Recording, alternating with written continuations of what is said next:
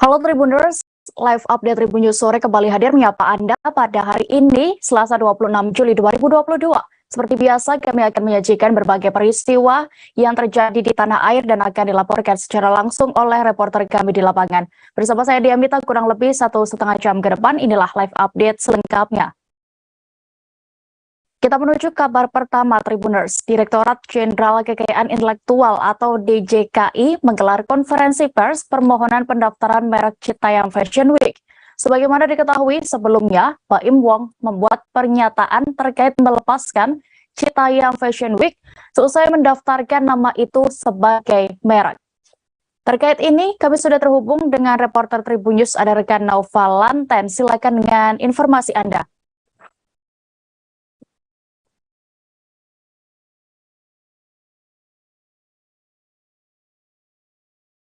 Halo, rekan Naufal. Ya, baik. Halo, apa suara saya terdengar jelas? Iya, sudah. Silakan rekan Naufal dengan laporan Anda. Baik, dia dan juga Tribuners, selamat sore. Siang tadi, sekira pukul 10:15 Kementerian Hukum dan HAM melalui Direktorat Jenderal Kekayaan Intelektual melakukan atau menggelar konferensi pers terkait isu terkini yakni tentang kekayaan intelektual. Satu diantaranya ialah pendaftaran merek Citayam Fashion Week, yaitu adalah sebelumnya diketahui juga bahwa selebritas Baim Wong mendaftarkan dan juga sempat dinyatakan membatalkan pendaftaran merek Citayam Fashion Week tersebut.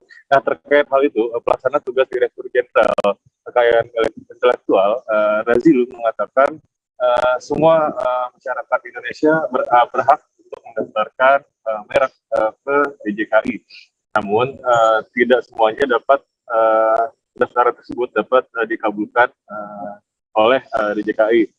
Nah, dia juga bilang tadi bahwa itu sesuai dengan ketentuan yang berada di dalam Undang-Undang Nomor 20 tahun 2016 tentang merek dan indikasi geografis.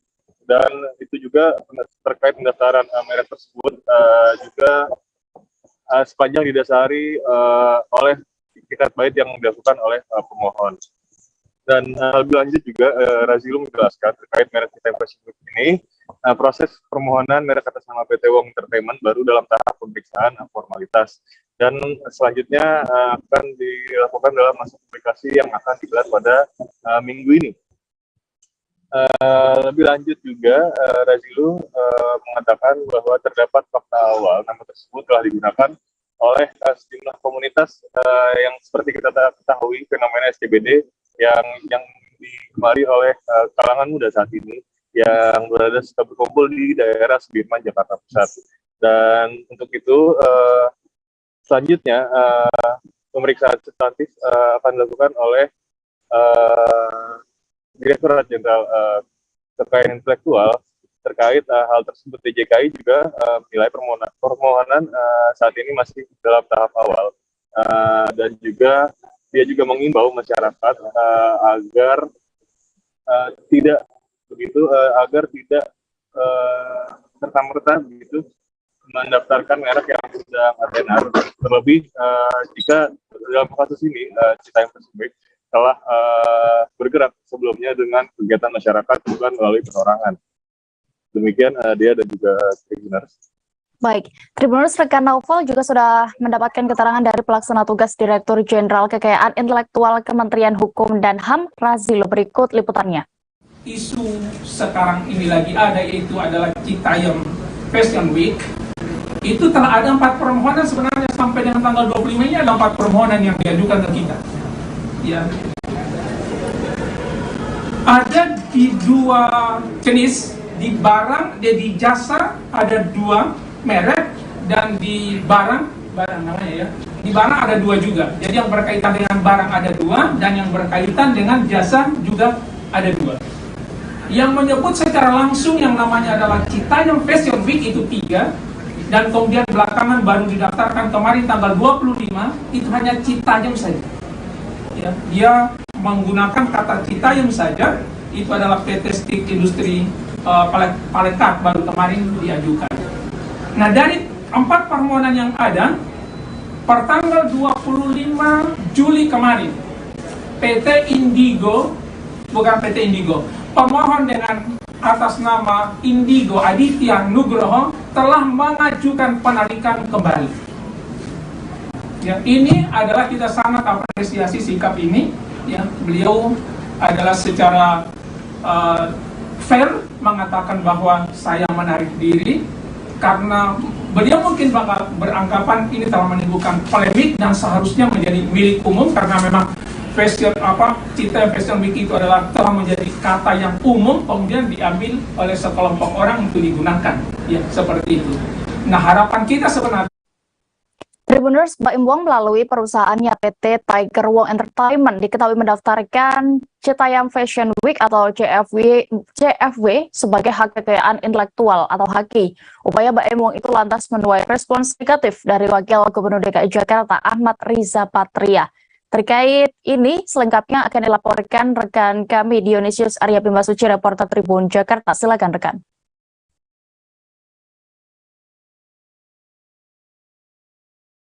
Rekan Dion.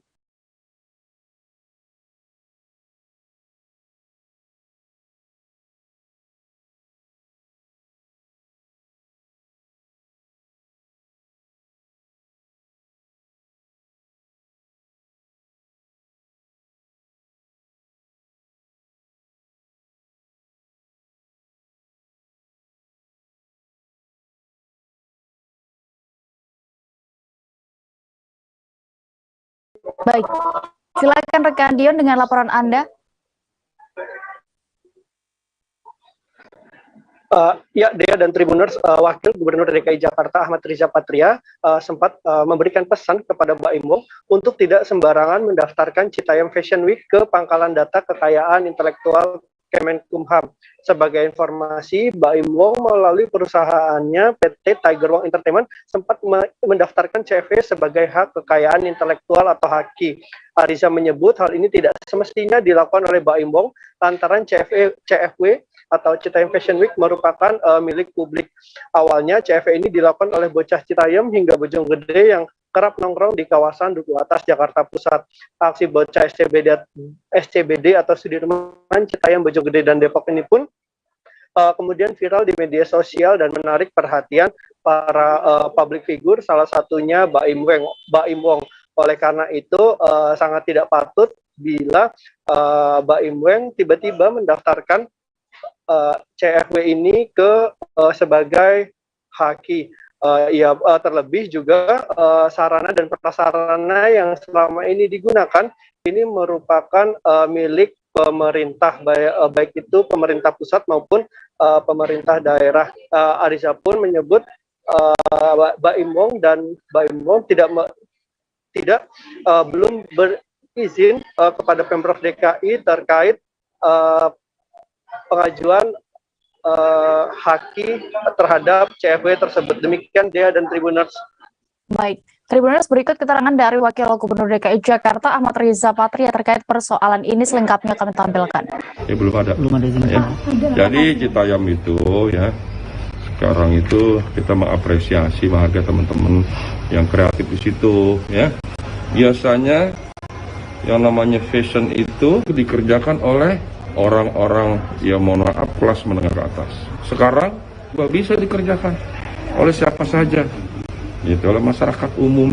Nah, masyarakat yang sederhana bisa punya kreativitas, itu sesuatu yang positif ya. Ketiga, biasanya fashion show itu dilaksanakan di tempat-tempat yang mewah, dalam indoor. Ini sekarang bisa di tempat-tempat yang sederhana. Jarang outdoor, sekarang outdoor. Saya ikut senang dan bangga. Citayam Fashion Week-nya keren dan oke, menarik, ya. Sangat menginspirasi, menggugah, apalagi anak-anak menggunakan produk-produk lokal.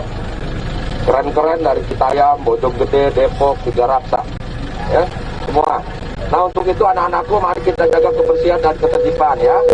Ke depan jangan lagi nanti kita parkir motor di pinggir jalan, di trotoar, dapat mengganggu. Kita beralih ke kabar berikutnya, Tribuners. Komedian Oki Renggawinata mengamuk kepada salah seorang penonton saat pertunjukan stand-up komedi di Medan. Kejadian itu terjadi saat Oki tampil di acara Pesta Rakyat Sumpedes yang diadakan di lapangan Benteng Kota Medan pada Minggu 24 Juli malam lalu. Terkait kronologi kejadian ini dan juga bagaimana saat ini kasusnya bergulir, kami sudah terhubung dengan rekan Vian, reporter Tribun Medan. Silakan dengan informasi Anda. Ya, baik rekan Dea dan juga Tribuners. Ya, memang di hari Minggu kemarin tanggal 24 Juli 2022, Oki Rengga tampil di acara Sumpedes yang diselenggarakan di lapangan Benteng. Ketika itu dia datang untuk mengisi acara tersebut dan melakukan lawakan stand komedia di atas panggung. Namun di tengah dia berstand komedi, tiba-tiba ada salah satu seorang penonton meneriaki bahwasanya lawakannya itu tidak lucu. Nah, kejadian itu membuat si Oki Rengga ini pun tidak terima dan meminta penonton tersebut untuk naik ke atas panggung. Dia pun memaksa-maksa agar si penonton itu naik ke atas panggung. Karena tidak mau naik, penonton tersebut pun dijemput oleh si Oki Rengga ke bawah panggung. Si Oki Rengga juga sempat turun dari atas panggung dan menarik kerah baju seorang penonton itu dan memaksanya untuk naik ke atas panggung melakukan stand komedi.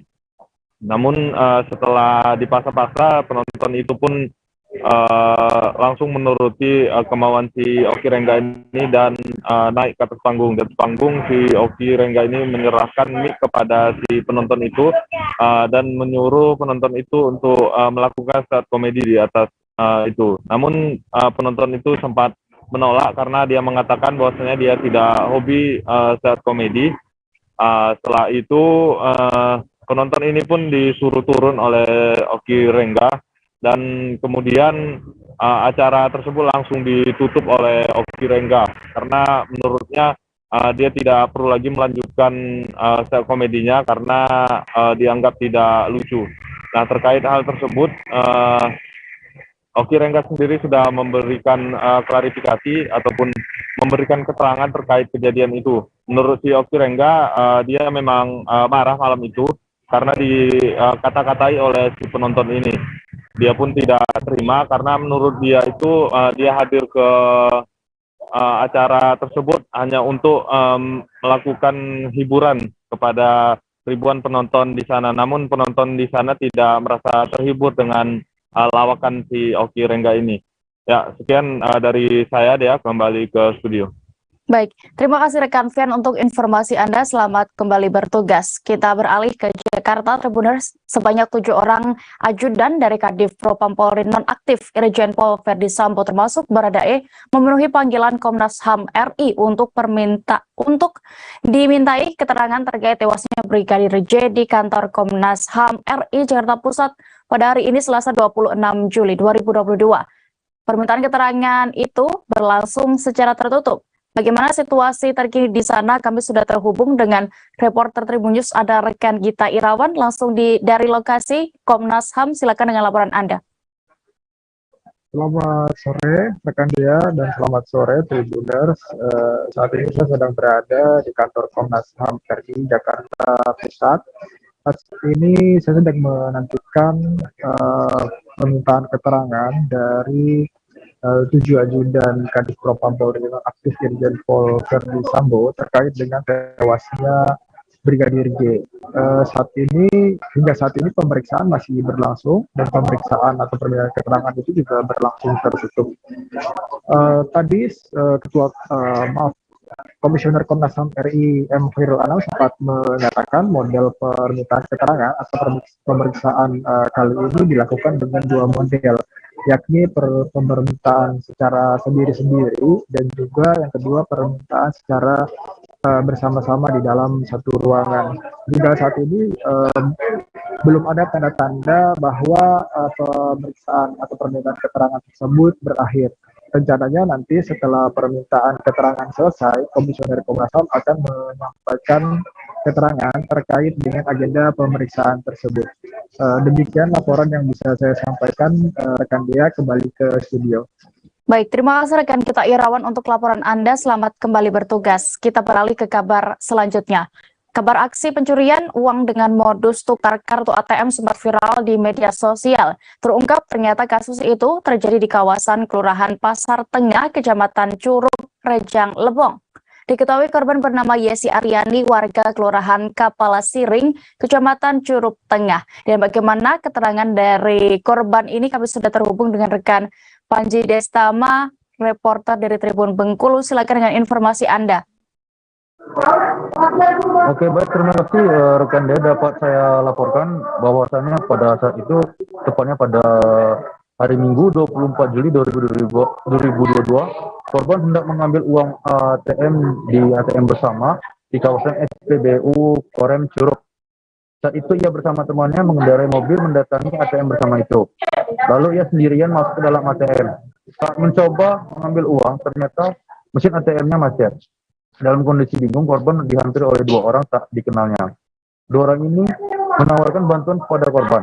Korban sempat merasa curiga, namun terduga pelaku ini menyebutkan ATM milik korban kurang ke kiri saat dimasukkan ke dalam mesin ATM tersebut. Kecurigaan korban pun sedikit menghilang. Akhirnya korban mencoba mendengarkan instruksi dari terduga pelaku ini. Saya kasih ATM saya kepada mereka, lalu mereka masukkan ATM saya ke mesin. Kemudian mereka meminta saya untuk memasukkan PIN ATM tersebut, ujar korban waktu itu. Ternyata ATM milik korban sudah ditukar oleh pelaku dan korban memberi ATM-nya, ATM yang mau dimasukkan ke dalam mesin ternyata ATM milik pelaku. Namun ATM ini tertelan seakan-akan ATM yang tertelan merupakan ATM korban. Lalu terduga pelaku meminta korban masukkan PIN ATM-nya hingga berkali-kali. Kemudian korban panik menelpon adiknya menanyakan bagaimana melapor ATM yang tertelan. Saat itu terduga pelaku juga telah melarikan diri dari perbincangan korban dan adiknya. Korban mengaku juga ia dibantu oleh dua orang tak dikenal. Sontak sang adik mengatakan jika yang membantu adalah perampokan. Beberapa saat kemudian korban dijemput oleh adiknya untuk mencari pelaku. Terduga pelaku akhirnya ditemukan di ATM di kawasan Pasar Tengah, Kecamatan Curug. Lalu korban dan adiknya masuk ke dalam ATM, kemudian menegur keduanya. Korban juga memastikan jika kedua orang ini tadi yang berpura-pura membantunya. Langsung diamankan oleh korban dan satpam di ATM itu. Terduga pelaku sudah menarik uang sebesar 2 juta rupiah dan juga mentransfer uang ke rekening lain dengan ATM-nya. Ucap korban. Akhirnya terduga pelaku diserahkan ke pihak Polres Rejang Lebong untuk ditindaklanjuti. Sementara itu polisi juga telah mengamankan ketiga orang pelaku ini. Ketiganya yakni RA 53 tahun, ED 48 tahun warga Bandar Lampung, dan AR 31 tahun warga Serang Banten. Ketiganya beraksi tak hanya di Rejang Lebong, Kepahyang maupun Kota Bengkulu. Namun pelaku juga beraksi di Provinsi Jambi dan Provinsi Sumatera Selatan. Tiga pelaku ini sudah ditetapkan sebagai tersangka dalam kasus ini dan disangkakan pasal 46 ayat 1 ayat 2 junto pasal 30 ayat 1 ayat 2 Undang-Undang ITE serta pasal 363 ayat 1 ke 4E KUHP pidana dengan ancaman kurungan penjara 7 tahun dan denda sebesar 700 juta rupiah. Demikian rekan Dea dari Bengkulu melaporkan. Ya, rekan Tribuners, rekan Panji juga sudah melakukan wawancara bersama sejumlah pihak terkait kasus ini. Selengkapnya kami tampilkan. Masih saudara juga kena juga di situ. Oh, daerah yang sama. Iya, tapi dia sudah ngelapor dari BRI-nya. Nggak tahu ya konfirmasinya gimana, tapi dia udah ngelapor bahwa dia kejadiannya di situ juga. Oh, sama. Iya, jadi kami udah berdua udah kena di situ. Jadi pas dikejar dapat kami ke sini dulu ke ATM lain ya. Iya, karena kayaknya sistemnya sistem silang ya. Kalau BRI dia ke sistem lain. Jadi kami langsung lah yang adik ke sini, kami ke BCA langsung. Pakai mobil apa kemarin dia tuh? Avanza hitam. Oh, Avanza. Ya. Nyampe di BCA. Kami turun, begitu lihat memang ada orang dua di situ kan kelihatan kakinya tuh. Dibuka sama adik yang satu pintunya. Maaf ya Pak, katanya mau tanya. Langsung dipinggirin bapaknya tuh. Yang satu dipegang sama adik yang satu lagi. Coba lihat bener nggak orangnya? Iya, pakai topi, tapi yang satunya tadi pakai kacamata, udah dilepas kacamatanya. Terus ditanya sama adik kan, kamu apain kakak saya, kamu apain, katanya gitu. Enggak, saya cuma bantu, udah langsung. Ini rampok Pak, rampok kata Ade. Udah begitu. Ya, satpamnya memang udah keluar kan, cuman masih bingung kayak gitu. Duit kita sempat ditarik sama orang itu? Kemarin dapatnya udah 2 juta duit cash. ATM begitu, ATM kan bunyi tuh. Titit begitu dikeluarin itu ATM BRI saya. Oh, berapa? Udah Ini tugasnya sebagai berpura-pura sebagai nasabah yang mau melakukan transaksi di ATM. Jadi saat pelaku satu masuk itu mengganjal dulu lubang kartu di mesin ATM dengan tusuk gigi ya. Ini tusuk gigi yang sudah diberi tanda hitam. Ya, lalu yang paling ujung hitam ini dimasukkan lalu dipatahkan. Jadi yang di dalam itu tertinggal hanya ujung tusuk gigi yang warna hitam. Dimasukkan lalu ditekan lagi dengan gergaji ini supaya lebih masuk lagi ke dalam untuk mengganjal lubang itu. Lalu pelaku pertama keluar lagi sambil menunggu korban, lalu korban masuk, pelaku kedua masuk lagi dengan bermodus ingin membantu si korban ini yang kesulitan memasukkan kartu ATM. Lalu saat kesulitan itu pelaku dua ini menawarkan, sini coba saya bantu. Saat kartu ATM diserahkan ke pelaku, di saat itulah pelaku menukarkan kartu yang sudah dia siapkan. Kartu milik pelaku yang sudah disiapkan ditukar dengan milik si korban ini. Lalu si korban mencoba lagi, tidak bisa, lalu masuk lagi pelaku yang pertama tadi lagi masuk sambil. Kita beralih ke Provinsi Banten. Warga Kelurahan Malabar, Kecamatan Bandung, Kabupaten Serang tega membunuh istrinya sendiri. Perbuatan sadis itu bahkan disaksikan langsung oleh anak tunggalnya yang masih berusia 7 tahun sambil menangis. Informasi lengkapnya kami sudah terhubung dengan rekan Desi Purnamasari, reporter dari Tribun Banten. Silakan dengan laporan Anda. Iya baik, terima kasih Dea dan juga selamat sore Tribuners. Sebelumnya memang Naisan 27 tahun warga Kelurahan Malabar, Kecamatan Bandung, Kabupaten Serang tega membunuh istrinya sendiri yang berinisial SP yang baru saja berusia 25 tahun. Peristiwa tersebut terjadi pada Minggu 24 Juli 2020 sekitar pukul 16.00 dan peristiwa tersebut disaksikan langsung oleh anak tunggalnya yang berinisial A yang baru saja berusia 7 tahun, yakni di Kampung Pabuaran, Desa Malanggah, Kabupaten Serang, Kecamatan Tunjung Teja. Dalam hal ini pihak Ketua Rukun Tetangga atau RT Kampung Pabuaran, yakni Bapak Oci, mengatakan bahwa keduanya memang sejak menikah tidak tinggal di kampung tersebut. Mereka hanya sesekali berkunjung ke rumah peninggalan kedua orang tuanya tersebut yang ada di Kampung Pabuaran, Desa Malanggah, Kecamatan Tunjung Teja tersebut. Dan dalam hal ini Ketua RT tersebut mengatakan bahwa ia tidak mengetahui pasti apa permasalahan yang terjadi dari kedua belah pihak ini. Namun ia menuturkan bahwa sejauh ini memang untuk rumah tangga mereka berdua tampak terlihat harmonis dan tidak pernah terdengar adanya cekcok atau pertengkaran dari keduanya. Namun keduanya memang sering berkunjung ke rumah orang tuanya tersebut hanya untuk membersihkan rumah tersebut dan juga menengok adik bungsunya yang memang tinggal di rumah peninggalan orang tuanya tersebut. Ia juga mengatakan bahwa keduanya ini baru saja menikah selama 8 tahun. Dan juga memang keduanya juga dikenal baik dan juga keluarganya harmonis. Maka hal ini membuat warga sekitar dan juga termasuk dirinya terheran-heran akan kejadian tersebut dan suami korban tega membunuh istrinya tersebut. Oci menyebutkan bahwa pada saat kejadian tersebut diketahui oleh sang anak. Dia keluar rumah sambil menangis dan meminta tolong kepada tetangganya yang ada di sekitar rumah dekat peristiwa kejadian tersebut.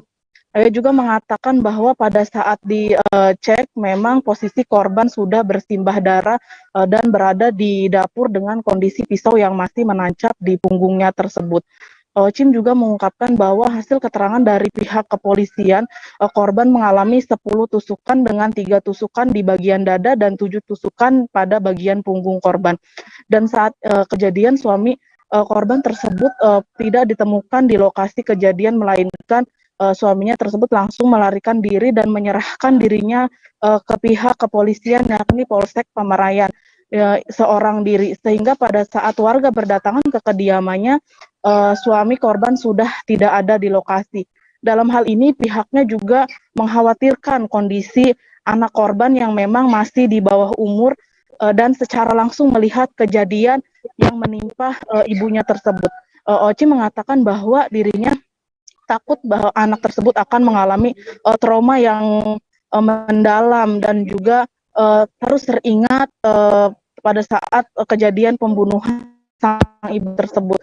Dan memang hingga saat ini anak tersebut sudah diurus oleh kakak kandung korban. Memang pada kejadian pun anak korban menangis histeris dan juga terus menanyakan keberadaan ibunya tersebut. Begitu rekan Dea. Baik, terima kasih rekan Desi. Selamat bertugas kembali. Kita beralih ke Jakarta Tribuners. Komplotan bandit di kota Tangerang berkeliaran menggunakan senjata tajam jenis celurit memakan korban. Peristiwa tepatnya terjadi pada Sabtu 16 Juli lalu, dini hari di depan gang kantor Kelurahan Selapanjang, Kecamatan Neglasari, Kota Tangerang. Selengkapnya kami sudah terhubung dengan rekan Eka Alfreda, reporter Tribun Jakarta yang akan melaporkan. Silakan rekan. Baik, terima kasih rekan Dia. Betul sekali dapat dilaporkan langsung dari Kecamatan Neglasari, Kota Tangerang, bahwa pada hari Sabtu 16 Juli 2022 terjadi sebuah aksi pengeroyokan atau yang biasa disebut dengan begal dengan menggunakan senjata tajam jenis celurit. Kejadian tersebut terekam oleh warga sekitar yang saat itu sedang melintas, yang ternyata korbannya diketahui bernama Arif Setiawan, berumur 25 tahun, yang sekala itu pada pukul 03 dini hari waktu Indonesia bagian Barat, tepat hari Sabtu 16 Juli 2022, dirinya kala itu sedang pulang dari pabrik tempat ia bekerja bersama temannya di kawasan Kecamatan Neglasari, Kota Tangerang. Dan saat itu motor yang dikendarai oleh Arif Setiawan atau korban habis bensinnya di tengah jalan, dan akhirnya dia menuntun motornya bersama temannya tersebut. Kemudian saat beberapa menit menuju perjalanan menuju pom bensin, Arif Setiawan bersama temannya tiba-tiba saja dihampiri sekitar 6 remaja yang saat itu tengah berkeliling menggunakan motor dan juga sambil membawa senjata tajam jenis celurit. Saat melewati Arif, akhirnya salah satu pelaku yang dimana diketahui adalah anak-anak di bawah umur menghempaskan senjata celurit tersebut ke mukanya Arif Setiawan dan mengenai bola mata sebelah kanan dari Arif Setiawan, yang menyebabkan mata sebelah kanan Arif Setiawan itu mengalami kelumpuhan dan cacat seumur hidup karena luka bacok yang dideritanya karena celurit yang dilemparkan oleh tersangka. Dan pada saat kejadian tersebut akhirnya selain kehilangan mata sebelah kanannya juga, Arif bersama temannya kehilangan harta benda seperti handphone dan juga barang lainnya. Nah, diketahui ternyata kawanan bandit tersebut sudah tertangkap oleh Polsek Neglasari beberapa hari setelahnya, yaitu pada hari Kamis 21 Juli 2022. Nah, uniknya lagi pada tanggal 20 Juli 2022 itu, atau H-1 sebelum penangkapan, ternyata para tersangka, 6 tersangka ini melakukan kejadian serupa di 5 TKP yang berbeda di kawasan Kabupaten Tangerang, seperti 1 TKP di Kecamatan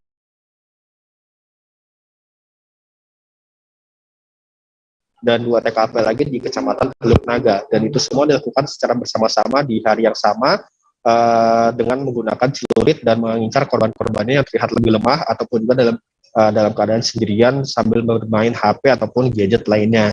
Nah, saat penangkapan diketahui ada 6 tersangka dari kasus begal yang menyebabkan kelumpuhan tersebut, yaitu MA masih berumur 17 tahun, MF masih berumur 16 tahun, FH 17 tahun, P 18 tahun, dan juga 2 tersangka lainnya yang sudah berdewasa, yakni F 20 tahun dan D 22 tahun. Nah, dari pengungkapan tersebut, Kapolres Metro Tangerang Kota, Kombes Pol Zain Dwi Nugroho mengatakan kalau yang melakukan atau melukai pembacokan terhadap Arief Setiawan ini hingga buta adalah tersangka yang masih berumur di bawah 18 tahun. Namun karena masih di bawah umur, Zain enggan untuk mengungkapkan siapa tersangka tersebut. Nah, dari situ ternyata para begal ini juga merebut beberapa barang dari korbannya, dan modusnya itu mendekati para calon korbannya yang memang terlihat sendirian ataupun seperti wanita, dan juga beberapa orang yang sedang berkumpul namun jumlahnya lebih sedikit daripada mereka. Nah, dari pengungkapan tersebut juga polisi menemukan beberapa barang bukti seperti handphone yang nantinya akan dijual ataupun digunakan oleh mereka, kemudian satu senjata tajam jenis celurit yang digunakan para komplotan bandit itu untuk melancarkan aksinya. Dan Kapolres juga mengatakan kalau misalnya para tersangka ini memang masih rata-rata yang masih di bawah umur itu masih mengenyam pendidikan di sekolah menengah pertama ataupun sekolah menengah atas. Dan para dua tersangka yang sudah dewasa ini, mereka semua sudah ada pengangguran, dan semuanya ini juga tidak memiliki, maksud kami sudah putus sekolah, jadi tidak melanjutkan pendidikannya. Dan dari atas perbuatannya mereka dijerat pasal 365 KUHP tentang penganiayaan dengan kekerasan yang menyebabkan luka ataupun orang meninggal. Dan para tersangka ini diancam hukuman 9 tahun penjara. Begitu kira-kira dia yang dapat dilaporkan dari Kota Tangerang. Baik, Tribuners, berikut kami tampilkan keterangan dari Kapolres Metro Tangerang Kota terkait kasus ini selengkapnya.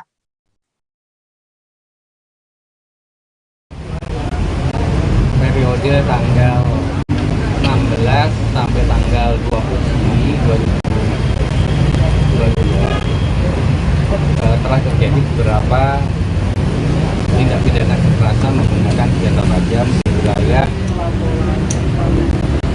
hukum Polres Metro Tangerang Kota.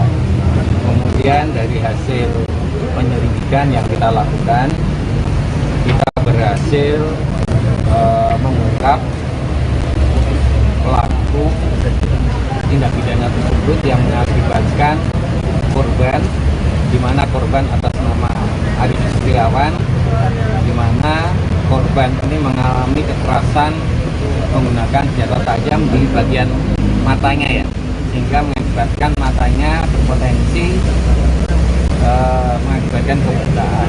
Kemudian dari hasil penyelidikan dan pendalaman maupun pemeriksaan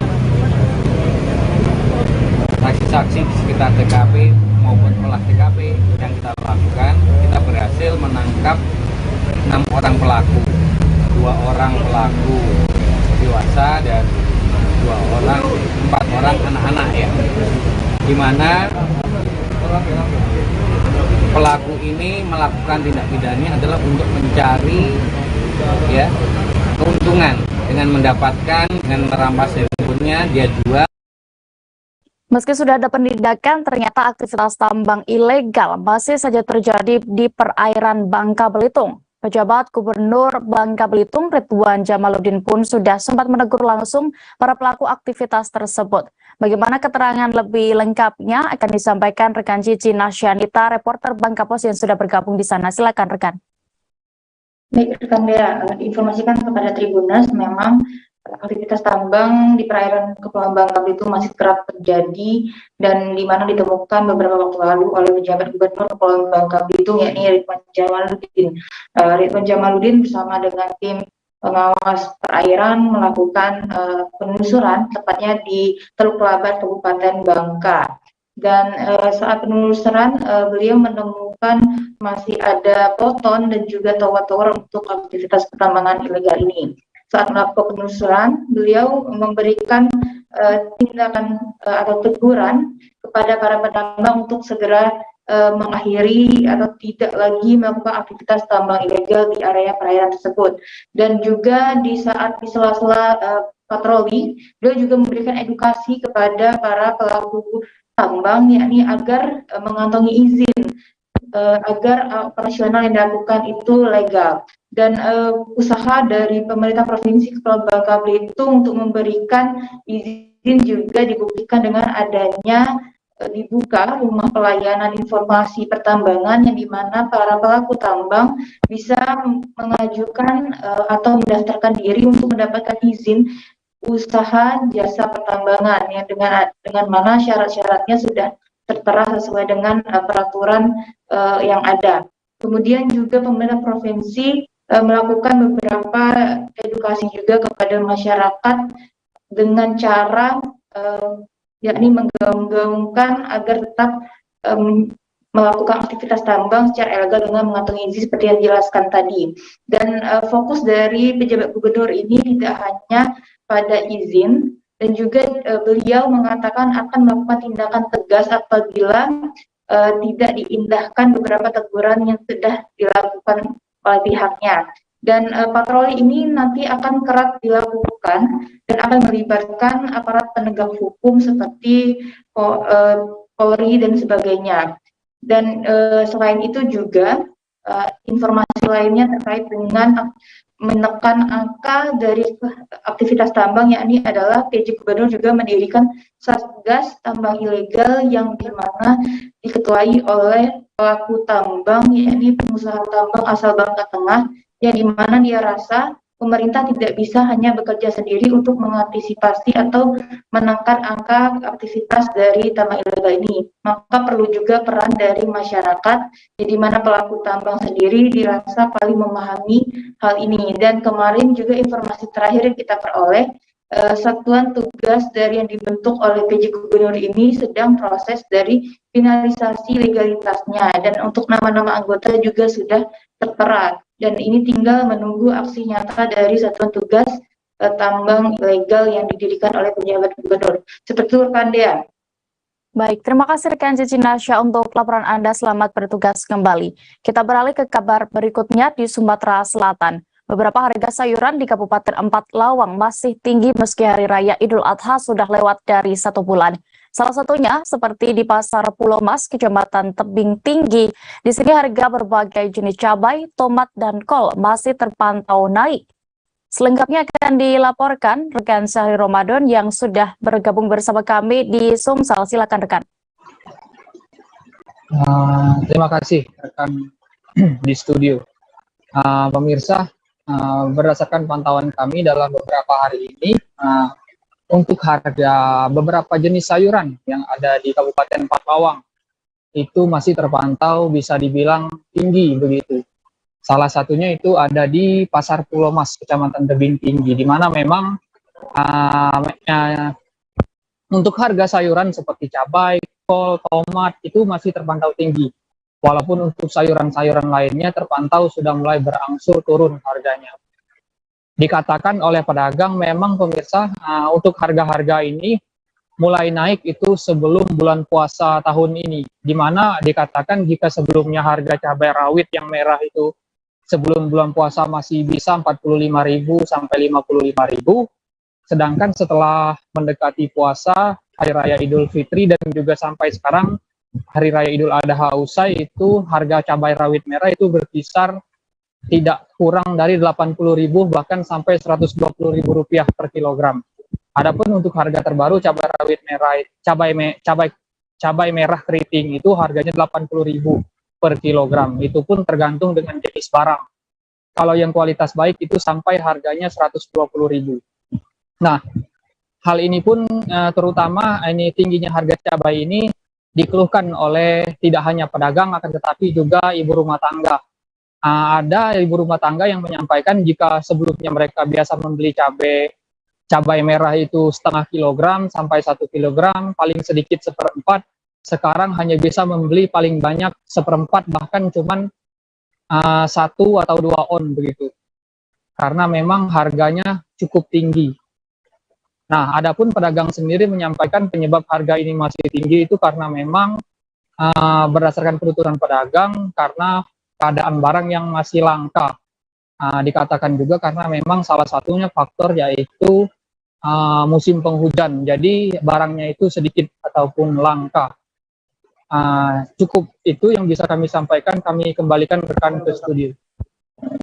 Baik, Tribuners rekan Sari juga sudah melakukan wawancara bersama salah seorang pedagang di sana bernama Rozi. Berikut liputannya.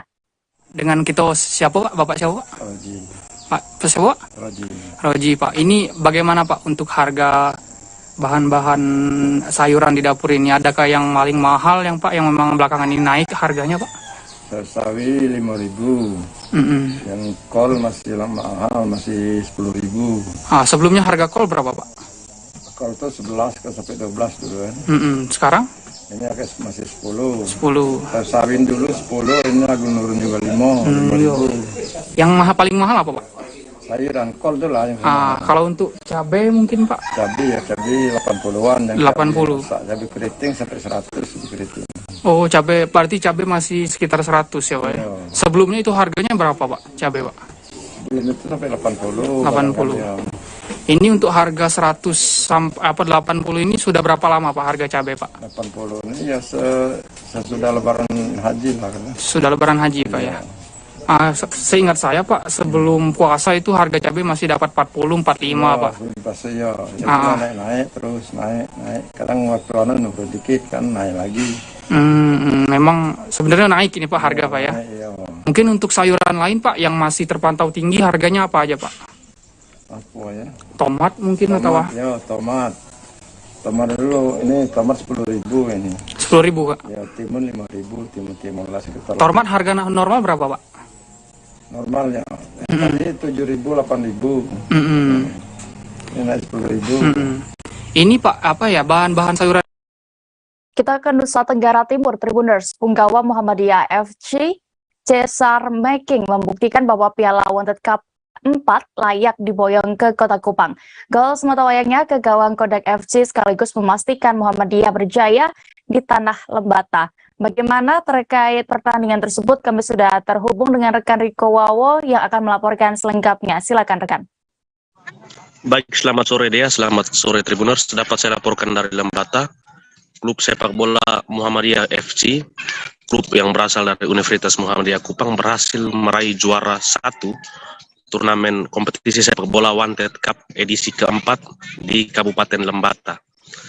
Tim asuhan Coach Idris Ali ini berhasil menang atas Kodak FC 1-0 pada laga final yang berlangsung pada hari Minggu di lapangan Polres Lembata. Pasca memastikan diri meraih juara Wanted Cup, para pendukung, ratusan pendukung dan ofisial manajer langsung melakukan selebrasi merayakan juara di tengah lapangan. Tampak hadir pula Rektor Universitas Muhammadiyah Kupang, Dr. Sainur Wuli, hadir di lapangan bersama dengan para penjabat daerah Kabupaten Lembata, Marsianus, Jawa. Muhammadiyah FC menang melalui gol tunggal Cesar Making, dan ini sekaligus memastikan bahwa Piala Wanted dibawa ke Kota Kupang, keluar dari daerah Kabupaten Lembata. Penjabat Bupati Lembata pasca menyerahkan piala dan penghargaan kepada Muhammadiyah menyampaikan apresiasi dan rasa terima kasihnya kepada panitia Wanted yang telah menyelenggarakan turnamen ini. Menurut dia, turnamen ini merupakan turnamen persiapan sebelum perhelatan kompetisi sepak bola Liga 3 El Tari Memorial Cup yang akan berlangsung pada 1 September mendatang. Dan menurut dia, para pemain saat ini juga sedang dipersiapkan untuk berhadapan dengan klub-klub yang akan bertanding pada kompetisi Liga 3 nanti. Demikian laporan saya, Dea. Baik, terima kasih rekan Riko untuk laporan Anda dari Nusa Tenggara Timur. Selamat kembali bertugas. Kita beralih ke kabar berikutnya. Terdapat belasan laporan kasus kekerasan dan pelecehan seksual terhadap perempuan dan anak di Kota Kendari, Sulawesi Tenggara sepanjang Januari hingga Juli 2022 ini. Aduan itu rata-rata dialami usia pelajar, dan dari laporan tersebut kebanyakan terjadi di tempat umum. Laporan lebih lengkapnya terkait data ini akan disampaikan reporter Tribun News Ultra, ada rekan Amelda Devi di sana. Silakan rekan.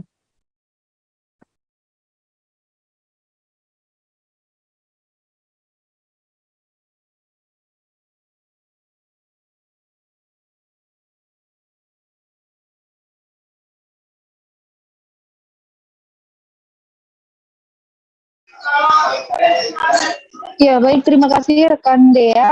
Perlu kami informasikan Pemberdayaan Perempuan dan Perlindungan Anak Kota Kendari telah mencatat sejak Januari hingga Juli 2022 ini di Kota Kendari sudah terjadi beberapa kasus kekerasan dan itu sementara diproses oleh Dinas DP3A Kota Kendari sendiri, di mana pemrosesan kasus kekerasan ini sebagaimana laporan yang masuk ke DP3A. Ya, DP3A Kota Kendari telah mencatat aduan atau laporan itu sebanyak 18 kasus, di mana 18 aduan ini terdiri dari 2 laporan dari perempuan dan 16 lainnya laporan dari anak-anak. Ya, dari 18 kasus ini itu terdiri dari beberapa kasus, diantaranya ada kasus kekerasan fisik, kekerasan seksual hingga pelecehan. Namun dari total tersebut didominasi oleh kasus kekerasan seksual. Ya, untuk itu pihak DP3A Kendari sendiri terus mengoptimalkan fungsi dari peran dinasnya untuk mencari lebih jauh dan lebih dalam terkait kasus-kasus yang terjadi di Kota Kendari dan mengimbau agar warga tidak takut untuk melaporkan kasus kekerasan yang dialami oleh perempuan atau anak-anak di sekitar atau bahkan diri sendiri untuk segera melaporkan dan tentunya mendapatkan bantuan dari pihak DP3A Kendari. Ya, untuk bantuannya sendiri DP3A Kendari itu memiliki UPTD atau unit pelaksana teknis dinas.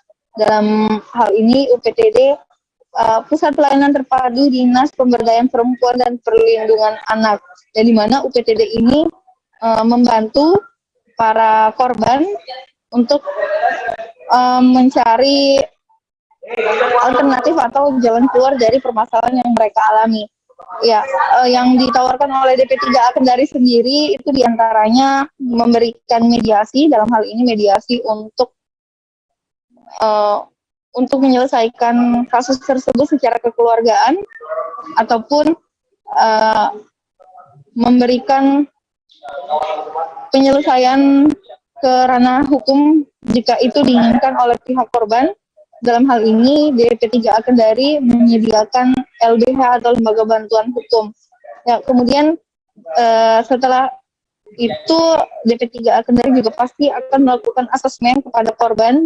Asesmen awal ini untuk mengetahui keperluan awal korban, apa yang dialami dan dirasakan oleh korban setelah mendapatkan perlakuan tersebut. Ya,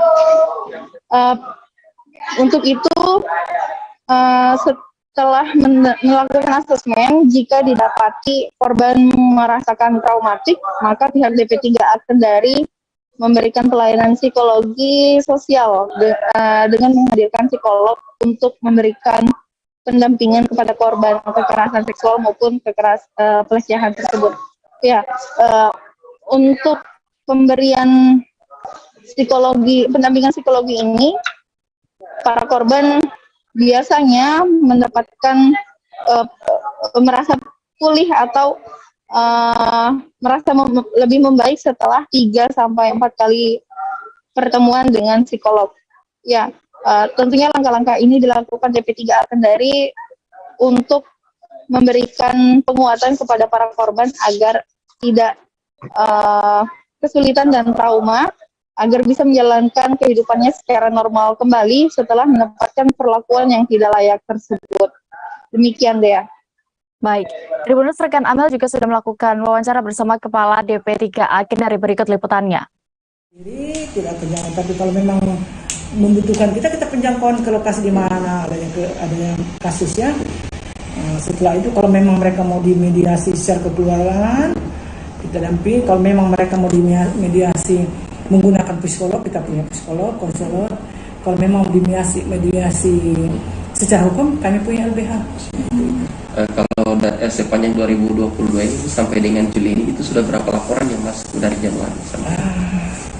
Itu kasusnya dari ini Pak, kekerasan. Terus tentu saja yang pertama tentu saya langsung melapor ke pemberdayaan perempuan dan anak. Kalau misalnya kita kan cuma punya petugas di lapangan, bisa juga melalui petugas. Kalau mungkin mereka segan enggan melaporkan diri sendiri kan kadang-kadang enggak ya, mungkin dibantu keluarga melapor, kami registrasi.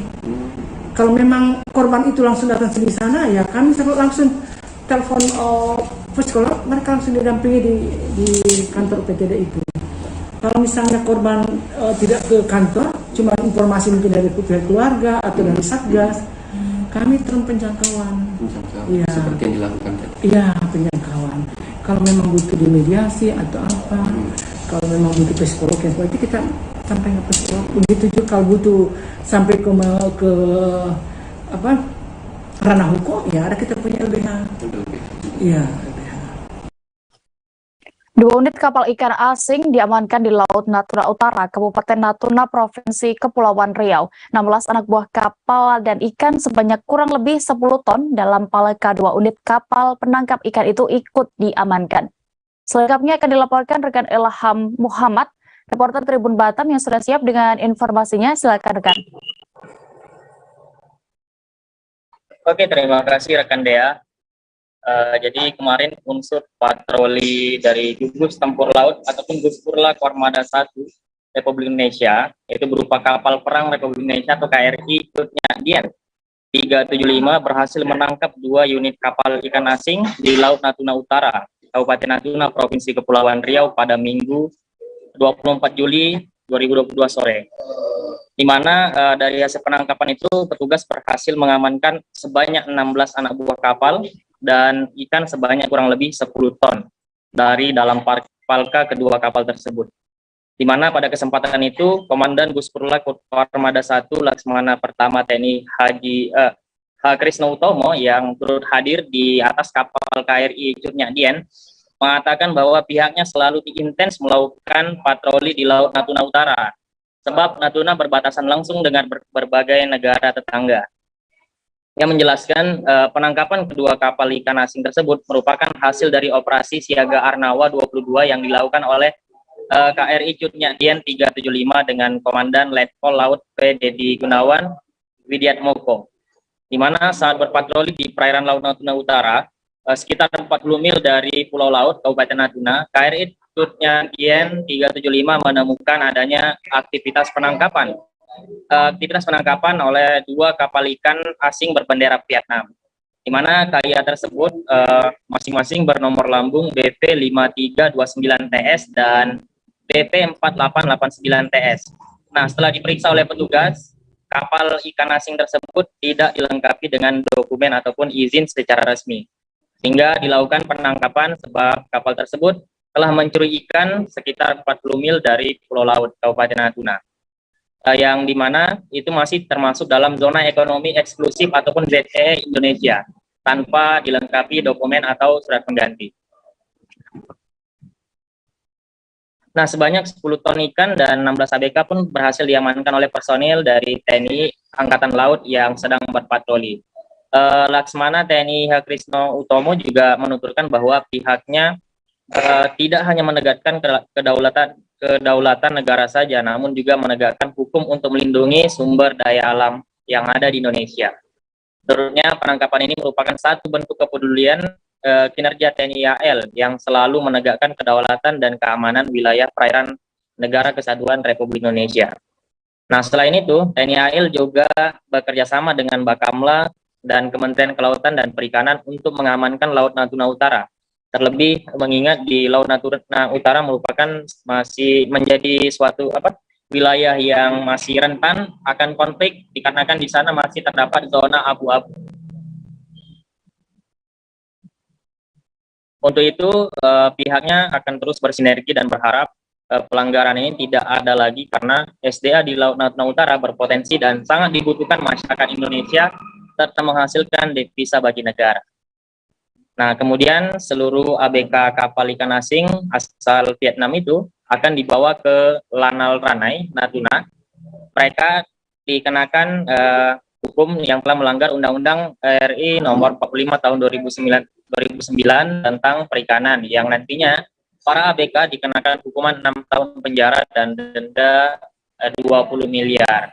Nah, kegiatan patroli KRI Cupnya Dian 375 di perairan Laut Natuna Utara selaras dengan perintah harian Kepala Staf Angkatan Laut, yakni menjaga kepercayaan negara dan rakyat kepada TNI Angkatan Laut melalui kinerja nyata yang bermanfaat bagi institusi, masyarakat, bangsa, dan negara. Demikian rekan Dea. Baik, berikut kami tampilkan Tribuners keterangan dari Komandan Guspur Lako Armada 1 RI Laksamana Pertama TNI Haji Krisno Utomo selengkapnya. Dan kita memang untuk di wilayah Laut Natuna Utara ini secara spesifik bahwa tidak hanya menegakkan kedaulatan negara saja, tapi kita juga menegakkan hukum untuk melindungi sumber daya alam Indonesia. Untuk kedepannya apakah ada kegiatan tambahan Pak untuk mengantisipasi adanya pencurian sumber daya alam yang kita miliki seperti pencurian ikan yang dilakukan oleh kapal ikan asing ini Pak? Apakah akan dilakukan lebih intens atau seperti apa? Kegiatan-kegiatan untuk penegakan hukum di wilayah perairan Indonesia ini tentunya tidak hanya TNI Angkatan Laut, tetapi juga ada Kementerian Kelautan dan Perikanan, ada Bakamla, dan kita selalu bersinergi dan selalu berkomunikasi serta saling bertukar informasi.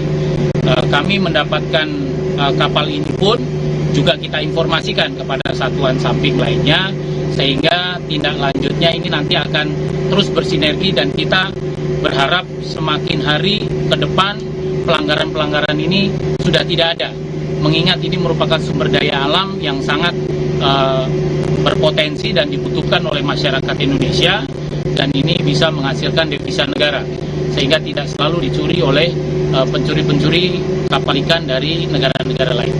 Berapa armada KRI yang saat ini beroperasi di perairan Natuna, Pak? Untuk yang beroperasi di wilayah Natuna saat ini per hari ini setiap harinya ada 5 KRI yang beroperasi dengan 1 pesawat patroli maritim dengan 1 helikopter, dan kita setiap harinya tentunya tidak ini untuk operasi siaga Arnawa saja, tetapi ada operasi-operasi lain yang pada saatnya kita membutuhkan untuk menutup semua area ini, tentunya ada perbantuan daripada operasi-operasi yang lain. Tapi setiap harinya di Laut Natuna Utara ini paling tidak perintah dari pimpinan. Kenaikan sejumlah bahan dapur dikeluhkan sejumlah pedagang di Pasar Induk Malinau Kota, Kalimantan Utara. Pasalnya hal itu membuat sejumlah bahan pokok berdampak terhadap daya beli masyarakat. Karena kenaikan harga di atas rata-rata justru mengakibatkan warga jumlah penjualan pun ikut menurun. Saat ini kami sudah terhubung dengan rekan Muhammad Supri, reporter dari Tribun Kaltara. Silakan dengan informasi Anda. Baik, terima kasih rekan Dea dan rekan-rekan di Tribuners. Selamat sore Tribuners, bahwa pada perayaan Hari Raya Idul Adha lalu pemeriksaan dari tim gabungan Satgas Pangan memeriksa beberapa komoditas yang terpantau naik di pasaran, diantaranya komoditas pertanian, cabai rawit, kemudian yang paling dirasakan kenaikannya oleh sejumlah pedagang dan termasuk pembeli dan ibu rumah tangga di Kabupaten Malinau adalah komoditas berupa bawang merah. Untuk saat ini di Kabupaten Malinau rata-rata harga jual untuk 1 kilogram bawang merah di Kabupaten Malinau dihargai sekira 90.000 per kilogram. Kondisi ini diperkirakan telah berlalu sejak seusai Lebaran Idul Adha 2022 di Kabupaten Malinau. Sejumlah penyebab terjadi kenaikan komoditas ini diperkirakan karena memang di Kabupaten Malinau sejumlah komoditas berasal dari luar daerah, seperti halnya bawang merah. Untuk pekan yang lalu terpantau berada di kisaran harga Rp65.000. Saat ini kembali melejit ke harga Rp90.000 per kilogram. Berdasarkan hasil penelusuran kami juga di sejumlah pasar yang berada di sekitar ibu kota kabupaten, memang harga tersebut rata-rata telah dijual seharga Rp90.000 per kilogram. Di antara salah satu faktor terjadinya kenaikan bahan bakar, kenaikan komoditas pertanian dipercayai karena kenaikan atau kelangkaan bahan bakar minyak jenis solar yang saat ini terjadi di wilayah Kabupaten Malinau. Karena untuk komoditas yang dipasok dari luar daerah, contohnya di Kota Samarinda dan Kabupaten Berau di Kalimantan Timur,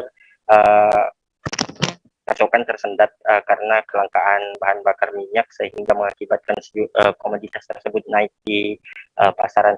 Saat ini Dinas Perindustrian Perdagangan Koperasi dan UMKM Kabupaten Malinau masih meninjau harga komoditas dan diyakini sejumlah komoditas naik lainnya juga seperti sayur-sayuran dan komoditas pertanian juga bakal melejit.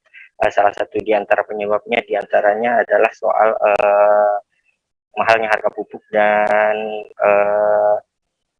racun hama di sekitar wilayah ibu kota kabupaten.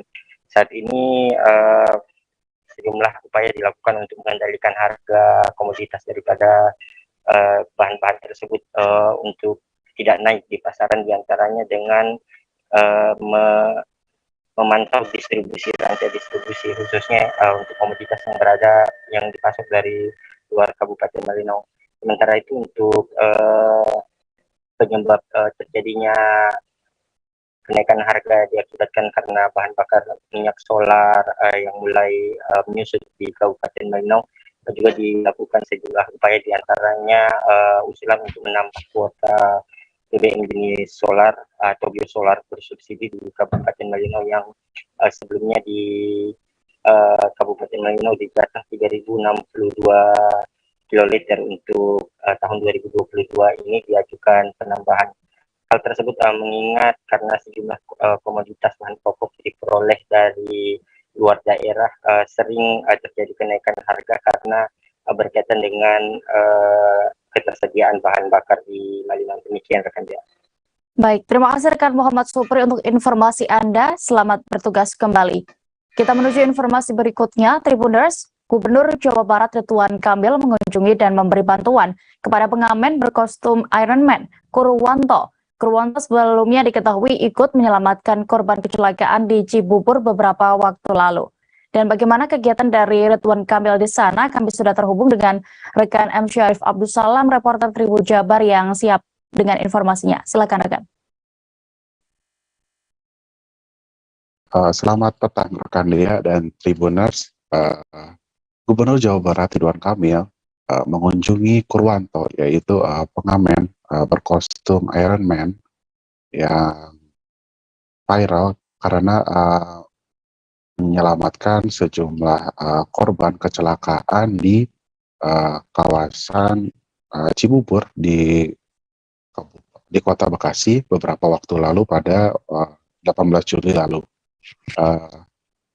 Karena viral itu ya, Kurwanto saat itu masih mengenakan kostum Iron Man, namun karena adanya kecelakaan, yaitu sebuah truk yang menabrak sejumlah kendaraan di depannya dan akhirnya melukai bahkan menyebabkan beberapa orang meninggal dunia, Kurwanto secara langsung tanpa berpikir panjang sambil mengenakan kostum Iron Man-nya itu langsung menyelamatkan sejumlah korban yang terhimpit kendaraan yang ringsek akibat ditabrak.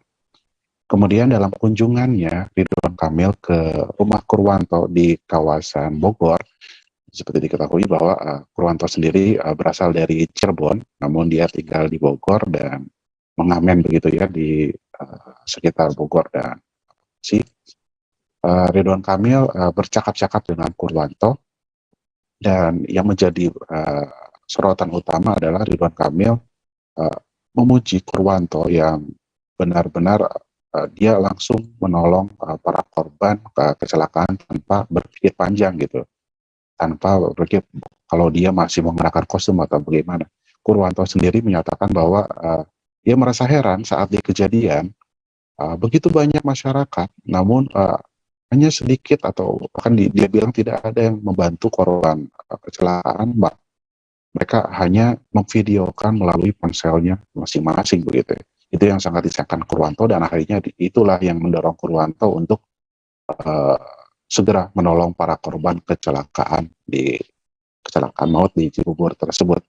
Ya, selain mengobrol dengan Kurwanto, Ridwan Kamil pun memberikan hadiah ya sekitar 5 juta rupiah untuk Kurwanto.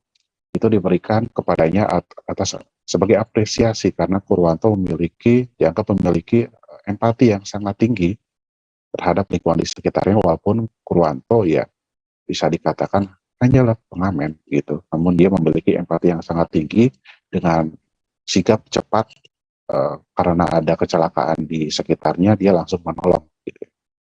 Dan memang Ridwan Kamil sendiri sejak kepergian putra sulungnya yang bernama Mumtaz akhir-akhir ini sering aware terhadap beberapa kasus sosial yang ada di Jawa Barat, atau semakin sering mengunjungi masyarakat, semakin mengunjungi dan memberikan bantuan kepada masyarakat yang membutuhkan. Oke, demikian rekan Dea. Baik, terima kasih rekan Syarif untuk laporan Anda dari Jawa Barat. Selamat bertugas kembali. Kita beralih ke informasi berikutnya. Tribuners, bocah 7 tahun tenggelam di Sungai Cibeet, Kampung Pasir Kalong, Desa Antajaya, Tanjung Sari, Kabupaten Bogor, Jawa Barat. Korban ditemukan tewas setelah berenang bersama teman-temannya di sungai tersebut. Saat ini kami sudah terhubung dengan rekan Rinaldi, reporter dari Tribun Bogor yang akan melaporkan kronologi kejadian. Silakan rekan. Iya, baik Dea. Selamat sore rekan Tribuners. Jadi kejadian tersebut terjadi pada hari Sabtu, tepatnya tanggal 23 Juli 2022 kemarin sekitar pukul 11.30 waktu Indonesia bagian Barat. Jadi saat itu bocah yang berumur 7 tahun yang berinisial RJ tewas tenggelam di Sungai Cibeet di Kampung Pasir Kalong, Desa Antajaya, Kecamatan Tanjung Sari, Kabupaten Bogor, Jawa Barat. Jadi saat itu memang RJ sedang bermain atau berenang di sungai tersebut bersama ketiga temannya, dan saat itu RJ berenang lebih jauh ke area tengah sungai. Ternyata di tengah sungai tersebut memang semakin dalam, yaitu sekitar sedalam 2 meter. Jadi RJ saat itu memang kondisinya tidak bisa berenang dan langsung tidak kembali ke permukaan saat itu. Jadi saat RJ atau korban tersebut tidak kembali ke permukaan, temannya langsung melaporkan ke warga sekitar yang berada di dekat Sungai Cibeet. Lalu warga tersebut melaporkan kembali ke pihak kepolisian Tanjung Sari. Jadi saat itu pihak kepolisian Tanjung Sari bersama warga sekitar memang langsung mencari korban. Cukup lama juga, sekitar 1 jam korban dicari dan dapat ditemukan, diangkat. Tetapi memang saat diangkat RJ ini masih dalam keadaan bernapas atau dalam keadaan hidup. Jadi saat itu korban juga langsung dilarikan ke puskesmas setempat di Puskesmas Tanjung Sari. Tetapi naasnya ketika sudah sampai di puskesmas, nyawa RJ sudah tidak tertolong. Jadi memang dalam kasus ini pihak kepolisian juga langsung mengolah TKP dan melihat bagaimana situasi di sungai tersebut seperti apanya. Lalu RJ pun langsung dimakamkan di kampung setempat oleh keluarganya di tempat tinggalnya tersebut. Seperti itu Dea. Baik, terima kasih rekan Renaldi untuk laporan Anda. Selamat kembali bertugas. Kita beralih ke kabar berikutnya. Sejumlah aparatur sipil negara di Papua belum menuntaskan laporan harta kekayaan penyelenggara negara atau LHKPN tahun 2021. Inspektorat Provinsi Papua Barat mengungkapkan, satu di antaranya pimpinan organisasi perangkat daerah atau OPD lingkup pemerintah provinsi. Selengkapnya akan disampaikan rekan Franz Weking, reporter dari Tribun Papua Barat. Silakan dengan informasi Anda.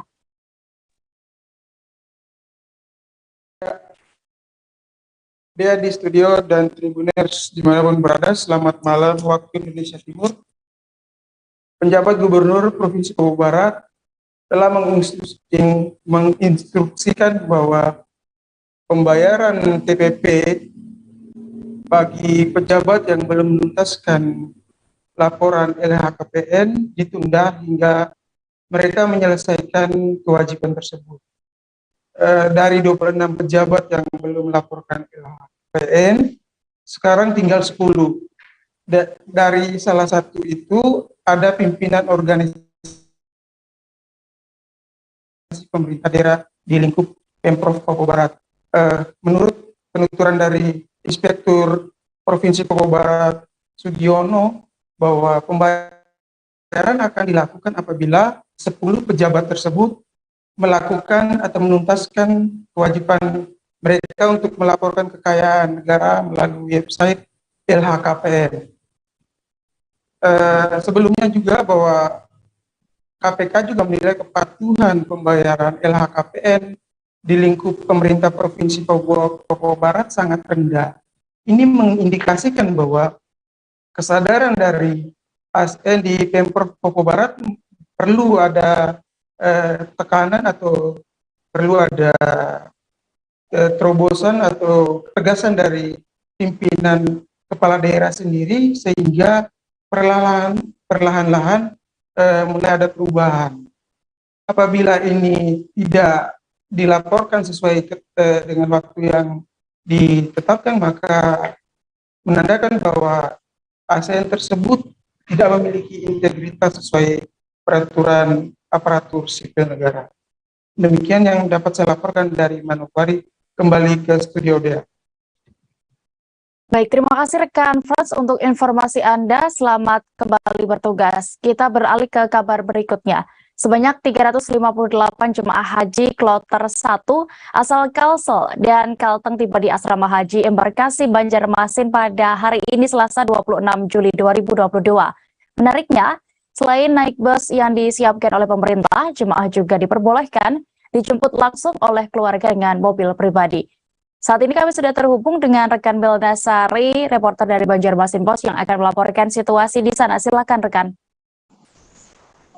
Baik, terima kasih rekan Dea. Tribuners, hari ini jemaah haji asal Embarkasi Banjarmasin yang berasal dari Kalimantan Selatan dan Kalimantan Tengah telah tiba di daerahnya masing-masing dan tiba di Bandara Samsudin Nor Banjarmasin di Banjarbaru. Ada sebanyak 358 jemaah haji yang merupakan jemaah dari kloter 1 ini tiba di Banjarmasin di Asrama Haji Embarkasi Banjarmasin di Banjarbaru. Dan seperti diketahui, jika pemerintah kabupaten kota di Kalimantan Selatan telah menyediakan akomodasi berupa bus yang akan menjemput jamaah dari yang sudah tiba di Kalimantan Selatan dan sudah masuk ke Asrama Haji Embarkasi Banjarmasin menuju pulang ke daerahnya masing-masing. Namun ada beberapa jamaah yang memilih untuk pulang menggunakan mobil pribadi dengan dijemput keluarganya masing-masing. Misalnya dari Kabupaten Tabalong, yang jamaahnya pada kloter 1 ini ada 258 orang, namun 22 diantaranya dijemput oleh keluarganya masing-masing. Berdasarkan informasi dari Biro Kabakesra Pemkab Tabalong sendiri, jika keluarga sudah meminta izin untuk menjemput jamaah sebelum jamaah dipulangkan dari Arab Saudi. Dan pada hari ini juga saat jamaah sudah tiba di Kalimantan Selatan, saat turun dari bus, jamaah langsung diantigen oleh petugas haji, di mana dari 358 jamaah tersebut dinyatakan negatif COVID-19 berdasarkan hasil dari antigen. Dan jamaah sendiri didampingi 10 tim yang melakukan tes COVID-19 di Asrama Haji Embarkasi Banjarmasin. Begitu rekan Dea. Baik, Tribuners, rekan Melna juga sudah melakukan wawancara bersama sejumlah pihak terkait. Selengkapnya kami tampilkan. Jadi hadir antigen itu langsung masuk ke bis, langsung kita dorong ke Tabalong dan sehatnya dirantau di Masjid Agung Al-Falah dalam rantau. Berapa bus yang disiapkan, Pak? Ada 9 bis. Di 9 bis itu cuma 1 yang artinya kosong karena ada 22 orang jamaah yang dijemput oleh keluarga. Jadi Jadi tapi yang satu buah itu sih yang kosong itu tetap diberangkatkan juga berbaringan itu sebelum ikut ke Tabalong, karena kita khawatir kalau ada kemacetan, jadi bis yang kosong itu sebagai solusinya untuk cadangan gitu ya. Yang 22 tadi sudah minta izin Pak ya? Sudah, karena sejak sebelum pulang ke tanah air kan sudah mendaftar di sana siapa-siapa yang akan dijemput gitu. Soal datanya. Pian menjemput jemaah Pak? Jemaah haji ya. Dari Tabalong. Dari Tabalong. Naik mobil sendiri berarti Pak lah? Mobil sendiri. Berapa orang Pak yang menjemput, sekeluarga ya Pak ya? Kami sekeluarga ya. Yang berangkat siapa Pak? Yang berangkat adik. Adik. Sama istrinya. Sama istrinya berdua Pak ya. Berdua. Kenapa sih Pak kok pengen dijemput nih Pak? Soalnya kan Tabalong, ini kan Tabalong. Tabalong ini langsung nanti kalau pulangnya langsung ke Kabupaten Tabalong. Iya. Mungkin Anda tahu kalau dia itu adik kami ini kan keluar. Oh, ini keluar. Mamilok. Ini. Arah anak-anak. Iya. Nanti kalau ikut Tabalong, dia kembali lagi. Iya.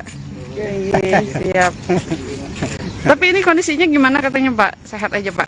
Alhamdulillah karena ada Banjarmasin, dan dari embarkasi Banjarmasin kita menyampaikan ke Balangan. Alhamdulillah beliau sudah pada saat meninggal di pesawat itu dikembalikan ke Banua, langsung dimakamkan di Balangan. Ini yang kloter pertama begitu. Jadi kekurangannya hanya satu begitu yang meninggal dunia. Dan alhamdulillah untuk jamaah yang lain itu dalam kondisi sehat. Kecuali kita dengar nih sedikit agak batuk aja gitu. Jadi kondisinya cuaca ekstrim itu agak turun dari 43, 42 jadi hampir 39, 38. Nah sekarang cuaca panasnya berkurang begitu. Jadi yang pulang hari ini 356? 356, ya 356. Kemudian ada tambahan dari Kalimantan Tengah 2 orang. Nah, itu 2 orang itu titipan. Dan karena dia memang dari embarkasi Banjarmasin juga. Kloter berapa tuh Pak? Di kloter 6 dan 7. Itu kenapa Pak? Dititipkan Pak? Dititipkan itu umpamanya maksudnya berdahulu. Maksudnya dititipkan dalam rangka mereka ini lebih didahulukan untuk pulang karena setnya ada gitu. Dan itu kewenangan Garuda, bukan kewenangan dari Kementerian Agama gitu. Itu Pak ya. Dan salah satunya sakit nih Pak ya, dirawat Pak ya. Pak, informasi hasil antigen hari ini Pak. Jadi untuk seluruh 16 debarkasi, seluruh 16 debarkasi di Indonesia, termasuk debarkasi Banjarmasin, itu semua jamaah haji yang pulang harus mengikuti proses antigen oleh KKP, Kantor Kesehatan Pelabuhan, dan Dinas Kesehatan Provinsi. Jadi setiap jamaah itu mendapatkan antigen, ya kurang lebih kita lihat tadi setengah menit aja kan 1 orang. Kita ke Jawa Timur, Tribuners. Belajar matematika identik dengan pelajaran yang membosankan dan sulit bagi sebagian orang. Namun influencer lulusan Waseda University Jepang, Jerome Pauline, berhasil mengemas pelajaran matematika dengan menarik. Hal ini terlihat dalam kunjungannya di SMA Negeri 6 Surabaya yang mendapatkan respons meriah para siswa di sana. Bagaimana keseruan saat Jerome Pauline berkunjung ke SMA tersebut? Kami sudah terhubung dengan rekan Sulvi Sofiana, reporter Surya. Silakan dengan informasi Anda. Ya, selamat sore rekan Dia. Saya laporkan dari Surabaya, tepatnya tadi siang setelah berlangsung meet and greet dengan Jerome Pauline, salah satu influencer yang terkenal akan prestasinya di dunia matematika.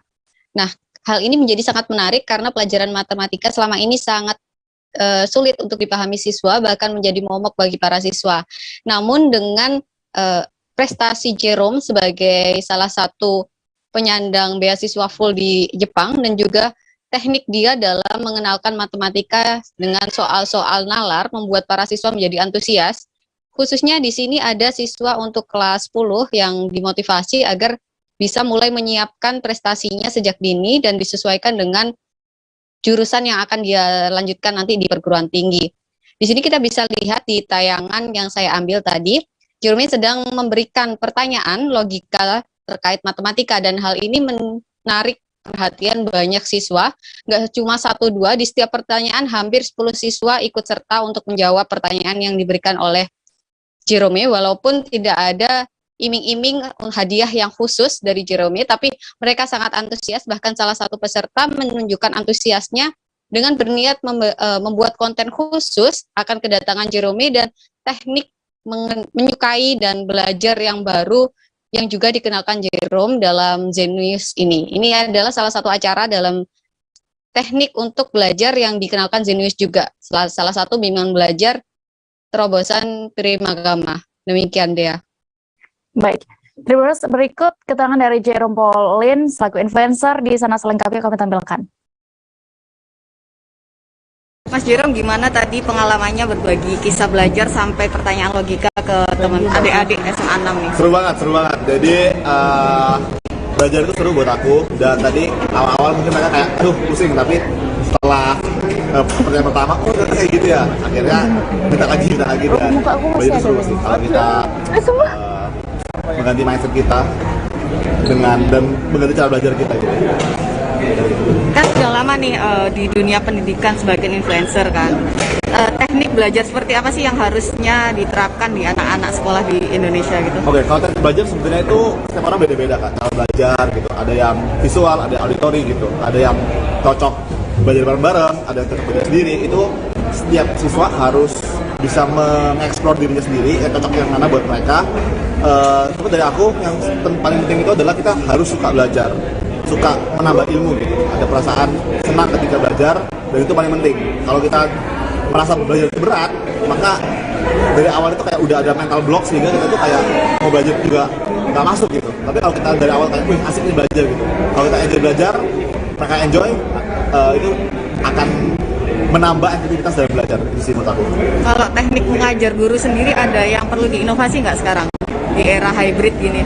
Oke, kalau teknik mengajar aku sih udah sangat cocok sama Zenius dan yang di Trimagama ini, karena nggak cuma ngajarin rumus-rumus aja, rumus jadi, tapi diajarin kenapanya, kenapa bisa kayak gitu, dan konsepnya gitu. Dan itu paling penting menurut saya, karena kalau dalam mengerjakan soal kita cuma tahu rumus jadinya doang, tanpa tahu kenapa dan konsepnya, maka ketika soalnya diganti atau ketika situasinya diganti, kita nggak akan bisa pakai rumus itu. Tapi kalau kita tahu konsepnya, kita bisa menemukan rumus itu sendiri gitu. Dan kalau siswa-siswa ini tahu konsepnya, maka Gubernur Sulawesi Utara Oli Dondo Kambe melakukan rolling jabatan eselon 3, 4, dan pejabat fungsional. Pelantikan sekaligus pengambilan sumpah janji jabatan diadakan di ruang CJ Rantum, kantor Gubernur Sulut, Kota Manado. Selengkapnya akan dilaporkan oleh rekan Riunur, reporter dari Tribun Manado. Silakan dengan laporannya. Iya, terima kasih rekan Dea. Jadi Gubernur Sulut Oli Dondo Kambe mengadakan mutasi jabatan atau istilahnya disebut dengan rolling jabatan, di mana rolling kali ini menyasar pejabat ASN untuk eselon 3 dan eselon 4 dan pejabat fungsional. Jumlahnya ada 76 pejabat ASN yang dimutasi, yang mendapat pergantian posisi. Ada yang dipromosikan, ada juga yang bergeser dari satu posisi ke posisi yang lain, di mana ada sejumlah penekanan yang disampaikan karena rolling ini dilakukan oleh Wagub Stephen Kando, membawakan pelantikan sekaligus membawakan sumpah janji pejabat yang dilakukan oleh di kantor gubernur, di mana ada sejumlah penekanan. Misalnya pemerintah saat ini sedang berupaya untuk berhemat. Para ASN yang baru dilantik menekankan bahwa memang saat ini anggaran sedang defisit sehingga penghematan itu perlu.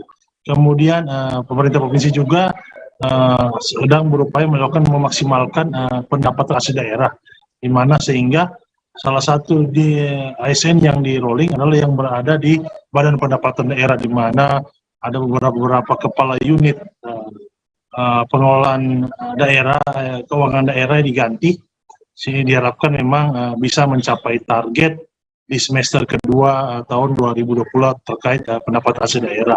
Selain itu juga dilakukan mutasi di Dinas Pendidikan, karena Dinas Pendidikan ini mendapat catatan khusus dari Wakil Gubernur di mana soal prestasi yang belakangan ini merosot, terutama terlihat di siswa-siswa SMA yang lulus SMA dan mengikuti ujian universitas belum bisa bersaing dengan secara nasional, sehingga diperlukan pembenahan. Kemudian Wagub juga berpesan bahwa ada sejumlah kasus yang mencoreng nama dunia pendidikan Sulawesi Utara, sehingga Dinas Pendidikan yang baru saja dilantik pejabat-pejabatnya mengatasi persoalan ini, terutama ada kasus pelecehan seksual, sehingga pemilihan oknum-oknum dalam di dunia pendidikan ini nantinya harus menekankan soal moral dan integritas. Total ada 76 di bagian struktural dan 5 orang pejabat fungsional, di mana untuk Wagub juga menekankan soal kinerja dan harus berinovasi untuk menjadi lebih baik. Demikian rekan Dea.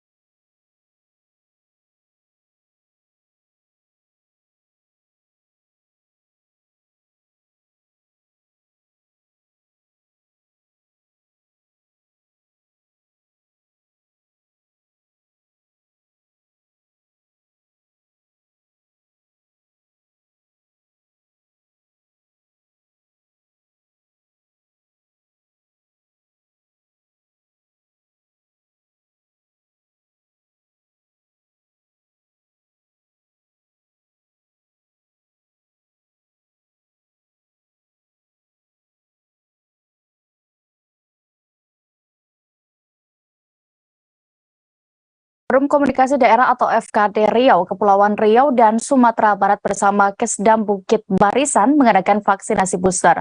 Pelaksanaan vaksinasi kali ini berlangsung di kantor Tribun Pekanbaru.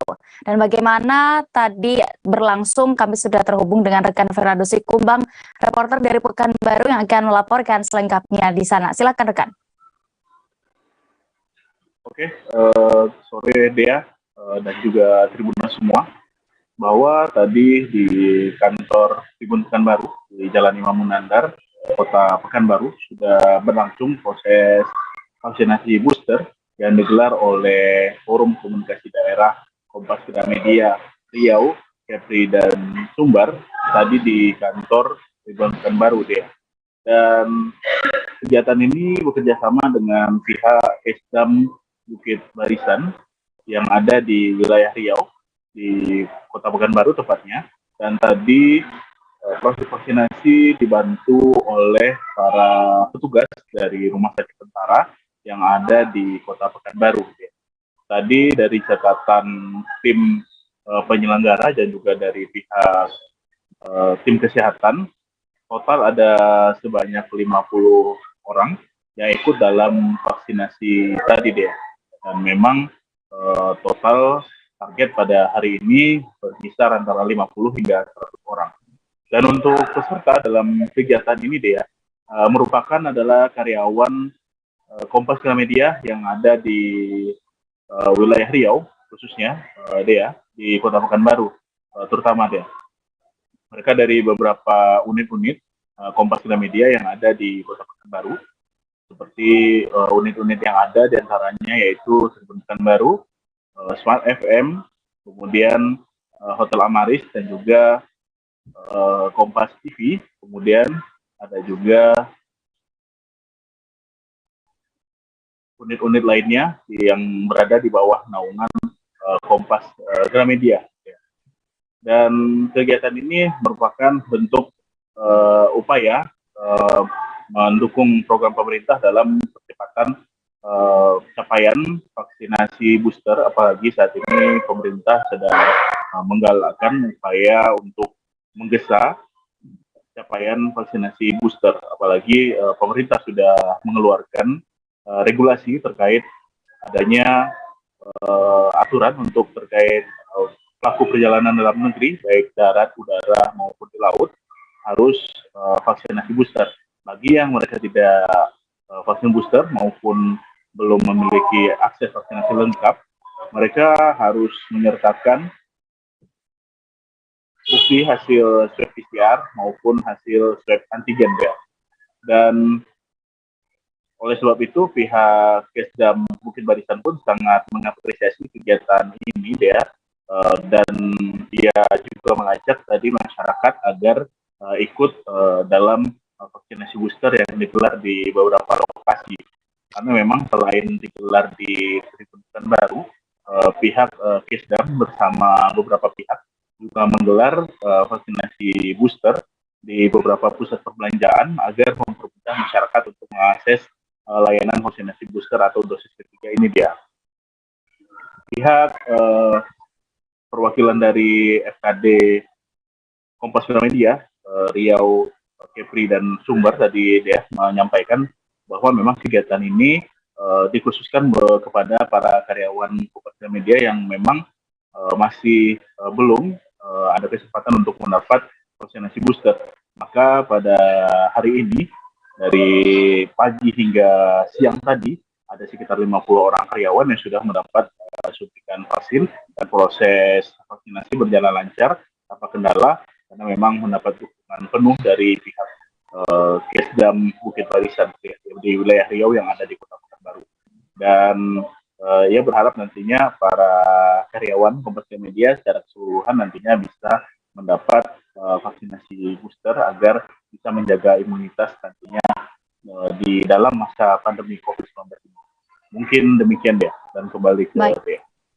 Ya, rekan Ferrero juga sudah melakukan wawancara bersama sejumlah pihak terkait. Tribuners, berikut liputannya. Kegiatan vaksinasi untuk dosis 3 atau booster, Kolen dan Detasemen Kesehatan Wilayah 010403 itu selalu aktif untuk mengadakan kegiatan vaksinasi dosis 3 atau booster, yang kebetulan pada saat ini tempatnya di kantor Tribun.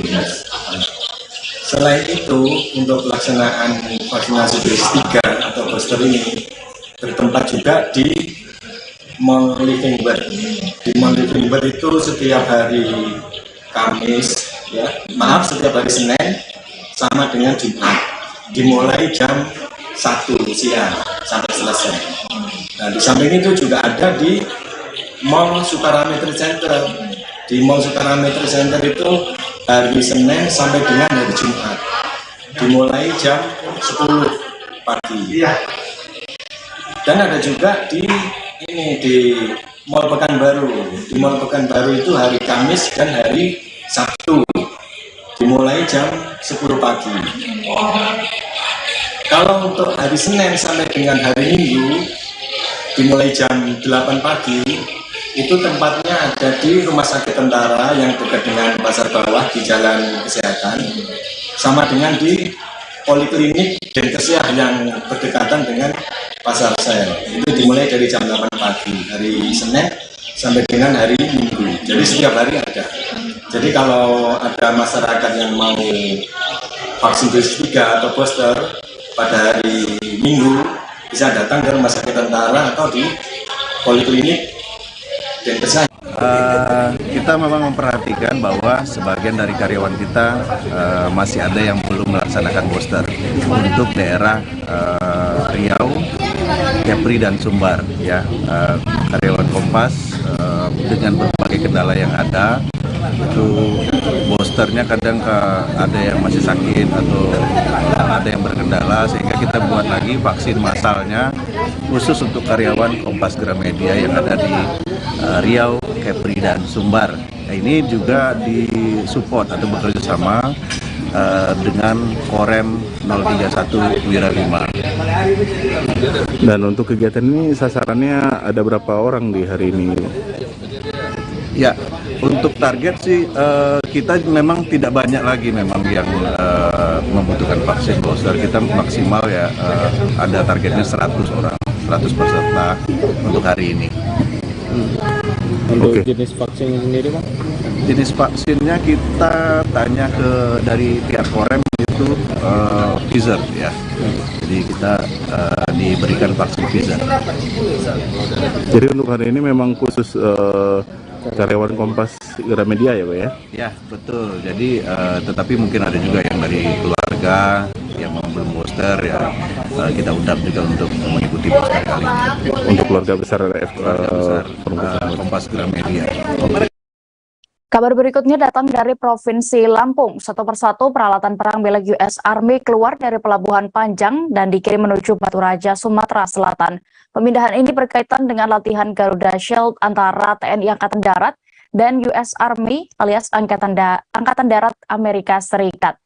Saat ini kami sudah terhubung dengan rekan Syamsir Alam, reporter dari Tribun Lampung yang akan melaporkan selengkapnya. Silakan rekan. Selamat petang, Tribuners. Selamat petang rekan Dea. Ya, seperti yang disampaikan dia tadi, Tribuners, benar sekali bahwa satu persatu peralatan tempur milik US Army yang sebelumnya berada di Pelabuhan Panjang Bandar Lampung sejak kemarin mulai pukul 10 sampai sore hari sudah keluar dari Pelabuhan Panjang Bandar Lampung menuju tempat latihan perang di Batu Raja, Sumatera Selatan. Di mana dari pengamatan kami di lokasi bahwa ada 6 setiap kali mobil tempur tersebut keluar, ada 6 iring-iringan yang dikawal oleh 2 mobil dari polisi militer, mana dari mobil tersebut keluar dari Pelabuhan Panjang menuju tol JTTS Sumatera menuju Batu Raja, Sumatera Selatan. Pada kesempatan sebelumnya, Kasih Kepabeanan Bea Cukai Bandar Lampung Zulfikar Islami pada kesempatan itu menyampaikan bahwa pihaknya telah melakukan pendataan terhadap barang-barang dari US Army yang masuk ke Pelabuhan Panjang, bahwa pihaknya menolak bahwa barang-barang tersebut merupakan barang-barang ilegal, namun saja barang-barang tersebut yang masuk ke Pelabuhan Panjang harus dilakukan pendataan dan penyesuaian dengan jumlah barang dan juga jumlah orang yang akan menerimanya. Pendataan tersebut menurut Zulfikar Islami merupakan hal yang wajar dilakukan di setiap kepabeanan. Hanya saja namun sehingga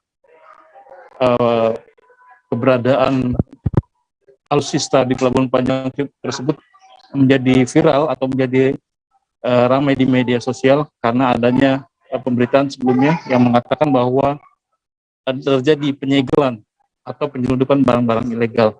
Menurut Zulfikar Islami, hal tersebut sangat tidak benar, sehingga pihaknya melakukan pengecekan merupakan prosedural dari Bea Cukai sebelum barang-barang tersebut keluar dari Pelabuhan Panjang.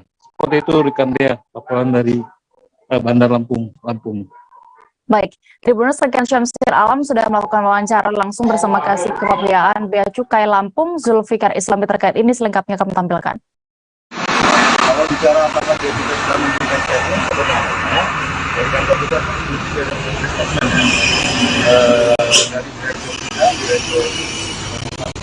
Direktur Komunikasi sudah ada statement. Begitu juga dari Pak Dirjen juga sudah ada statement. Nah, kembali ke pertanyaan tadi terkait dengan apa yang beredar saat ini, bahwa ini sebenarnya sesuatu yang sifatnya wajar, sesuatu yang sebenarnya sangat wajar, karena memang barang-barang ini adalah barang-barang yang masuk dengan mekanisme impor sementara. Nah, memang impor sementara ini memang harus dilakukan pemeriksaan fisik. Ini kenapa menjadi seperti trending, karena barangnya dianggap seksi, ya kan? Senjata ini kan dianggap seksi. Karena sebenarnya apapun barangnya, ketika masuk ke sini melalui mekanisme impor sementara, itu akan dilakukan pemeriksaan fisik. Gitu. Nah, kenapa dilakukan penyegelan?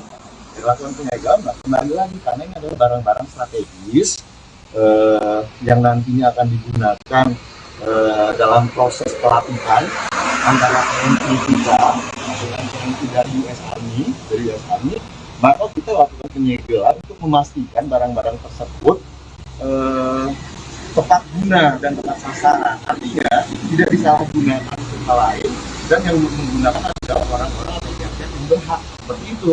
Bang, bisa dirincikan Bang, apa saja sih Bang yang kita temukan dalam ini?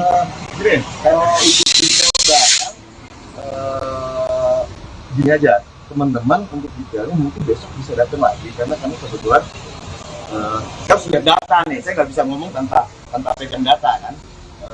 Nanti dari teman-teman PLI besok akan ketemu lagi kalau memang datang ke sini untuk bertanya apa, tapi prinsipnya adalah itu semua alat-alat yang digunakan untuk pelatihan. Kita beralih ke kabar berikutnya. Kuasa hukum keluarga Brigadir J alias Brigadir Yosua Huta Barat Kamarudin Simanjuntak menguak identitas yang disebut pengancam Brigadir J. Ia menyebut potret sosok pengancam Brigadir J ikut foto bersama Ferdi Sambo dan ajudan lain. Kamarudin mengklaim telah mengantongi nama yang diduga melakukan pengancaman pembunuhan terhadap Brigadir J sebelum tewas. Ia menyebut sosok pengancam Brigadir J diduga adalah salah satu ajudan Kadif Propam Polri nonaktif Irjen Pol Ferdi Sambo.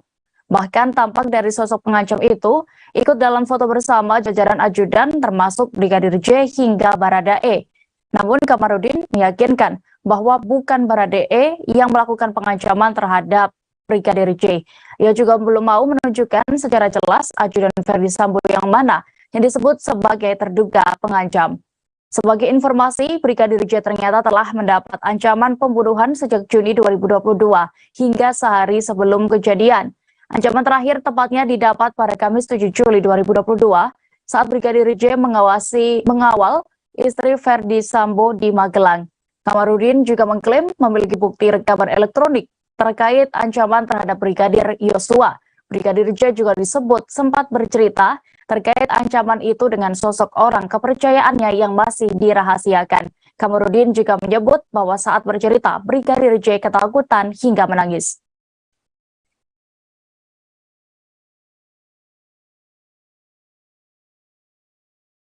Terkait kasus yang sama, Tribuners, hasil pemeriksaan sementara Komnas HAM mengungkap bahwa Brigadir Yosua Huta Barat ditembak dari jarak yang tidak terlalu jauh. Kriteria luka yang dialami Brigadir J juga berbeda-beda karena jarak tembak yang tidak sama. Brigadir J disebut tewas dalam baku tembak bersama Baradae di rumah dinas Kadif Propam Polri nonaktif Irjen Ferdi Sambo.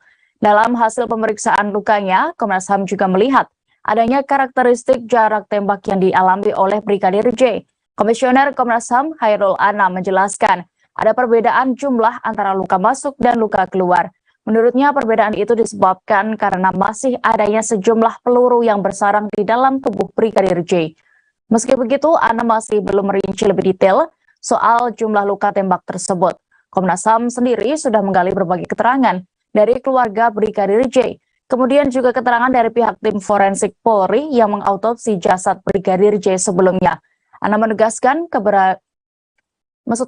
Anam akan menegaskan berdasarkan bukti yang telah dikumpulkan saat ini, Komnas HAM menemukan dugaan yang kian mengerucut, yakni soal waktu kematian dan jenis luka yang menewaskan Brigadir J. Untuk lebih detailnya, pengungkapan hasil pemeriksaan akan menunggu hasil ekshumasi atau autopsi ulang terhadap jenazah Brigadir J. Tribuners, kami juga sudah mendapatkan keterangan dari Hairul Anam selaku Komisioner Bidang Pemantauan dan Penyelidikan Komnas HAM RI. Satu yang terkonfirmasi dari pertemuan dokter forensik kami adalah temuan yang kami temukan, ya, yang kita bilang kami menemukan sesuatu yang signifikan, itu terkonfirmasi. Terkonfirmasi apa maksudnya? Peristiwanya jadi lebih terang benderang, khususnya soal skema waktu. Barreskrim Polri mengungkap kasus dugaan pembunuhan berencana terhadap Brigadir Nofriansah Yosua Huta Barat alias Brigadir J telah ditingkatkan dari penyelidikan menjadi penyidikan. Kuasa hukum keluarga Brigadir J Kamarudin Simanjuntak menjelaskan bahwa kasus naik ke penyidikan karena ditemukan dugaan tindak pidana. Peningkatan status perkara itu setelah penyidik melakukan gelar perkara pada Jumat 22 Juli lalu. Kamarudin menjelaskan status penyelidikan sebelumnya berarti mencari tahu apakah ada terjadi tindak pidana. Setelah penyelidik yakin ada dugaan tindak pidana, maka status kasus meningkat menjadi penyidikan. Sidik sendiri artinya ditemukan dugaan perbuatan pidana, sehingga saat ini tugas polisi tinggal menentukan siapa saja tersangkanya. Sebagai informasi, pada Rabu 27 Juli besok akan dilakukan ekshumasi atau autopsi ulang jenazah Brigadir J. Sehari sebelum itu, yakni hari ini, Selasa 26 Juli, 7 ajudan Verdi Sambo telah memenuhi pemeriksaan Komnas HAM.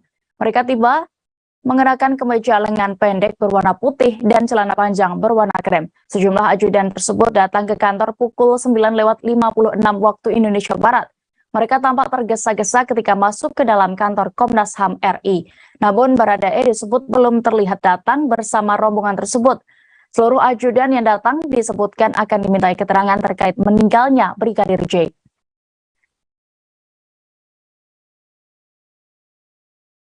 Tribuners, Baradae ternyata masih di Makobrimob Kelapa II Depok, Jawa Barat saat sejumlah ajudan Kadif Propam Polri nonaktif Irjen Verdi Sambo menyambangi Komnas HAM.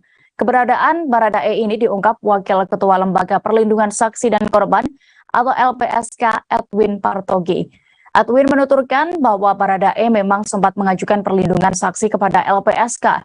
Namun ajudan Irjen Verdi Sambo itu tidak menyampaikan alasan belum menghadiri pemeriksaan Komnas HAM. Saat ini Komnas HAM tengah melakukan pemeriksaan terhadap para ajudan Irjen Pol Verdi Sambo pada Selasa 26 Juli hari ini. Mereka akan digali keterangannya terkait insiden baku tembak yang menewaskan Brigadir J. Dari 7 ajudan Irjen Pol Verdi Sambo yang dipanggil tersebut, masih terdapat 2 ajudan lain yang belum hadir. Satu di antaranya yakni Baradae yang terlibat langsung dalam baku tembak itu. Ketua Komnas HAM Ahmad Taufan Damanik menegaskan sangat penting kehadiran Baradae dalam pemanggilan kali ini, sehingga sebelumnya sempat akan melakukan pemanggilan ulang jika yang bersangkutan tidak hadir. Namun pantauan di kantor Komnas HAM, Baradae pun tiba sekira pukul 13:25 waktu Indonesia Barat. Baradae hadir dengan mengenakan kemeja hitam, masker hitam, dan celana panjang berwarna hitam serta menggendong tas. Kehadiran Baradae mendapatkan pengawalan ketat dari petugas yang diketahui dari Mabes Polri. Ia juga tak memberikan sepatah kata pun menjawab serbuan pertanyaan dari wartawan, termasuk alasan datang terpisah dengan ajudan lain.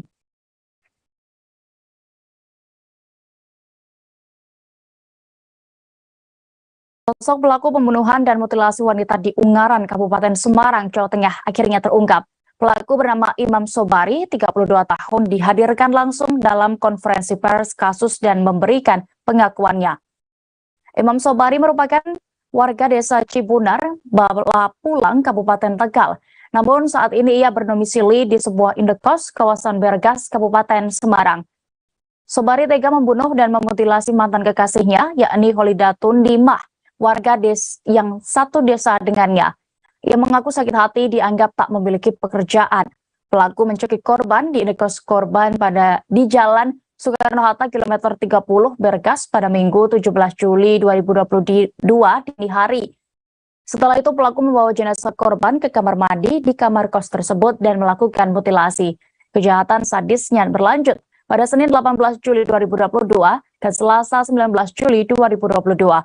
Pelaku diketahui membungkus bagian tubuh korban di dalam 7 tas plastik dan dibuang ke sejumlah titik yang berbeda.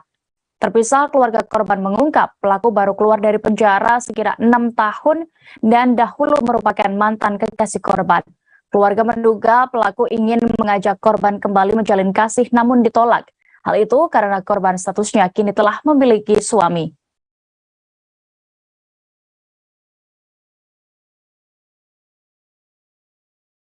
Informasi tadi sekaligus menutup perjumpaan kita dalam live update siang. Maksud kami petang ini Tribuners, dan lantaran pandemi COVID-19 belum usai, kami kembali mengingatkan untuk Anda tetap mematuhi protokol kesehatan dan melakukan vaksinasi jika belum. Jangan lupa juga Tribuners tetap update kabar teraktual lainnya di kanal YouTube Tribun News. Saya Diamita beserta kru yang bertugas pamit. Terima kasih dan sampai jumpa.